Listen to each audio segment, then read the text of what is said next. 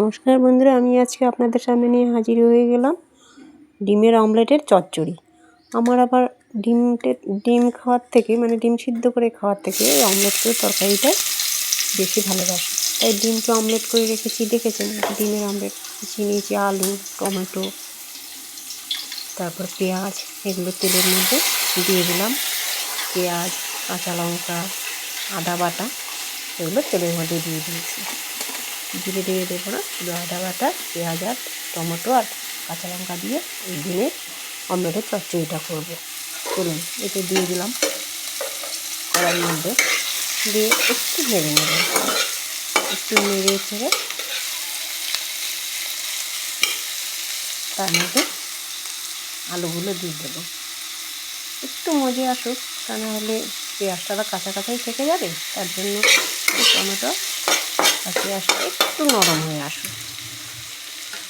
নরম হলে তার মধ্যে এই যে আলুগুলো দিয়ে দিলাম, দিয়ে একটু নাড়তে যখন সব কিছু তেল, আলু, পেঁয়াজ, কাঁচা লঙ্কা একটু মিশে যাবে, তার মধ্যে দিয়ে দেবো আন্দাজ মতো দিয়ে দিলাম নুন, হলুদ দিয়ে দিলাম। দিয়ে সেটাকে নেড়ে কষিয়ে, কোনো মশলা না, শুধু আদা বাটাই দিয়েছি, আর কোনো মশলা দেবো না। দিয়ে তার মধ্যে দিয়ে দেবো একটু জল,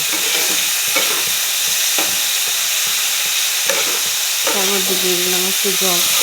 বন্ধুরা, কার ভালো লাগে এরকম অমলেট করে ঝোল খাওয়া বা চচ্চড়ি, ডিমের অমলেটের চচ্চড়ি? আমার কাছে তো ডিমের থেকে ডিমের অমলেটের চচ্চড়িটাই বেশি ভালো লাগে। বলুন তো বন্ধুরা, কেমন হয়েছে এই ডিমের অমলেট দিয়ে চচ্চড়িটা? যদি আপনাদের ভালো লেগে থাকে আর দেখতেও কেমন হয়েছে, তাহলে একটু কমেন্ট করে জানাবেন এবং আমার ভিডিওটি একটু শেয়ার করে দেবেন। প্লিজ একটু শেয়ার করে দেবেন। কেমন হয়েছে বন্ধুরা? দেখতে তো খুবই সুন্দর লাগছে, আশা করি আপনাদেরও ভালো লাগছে।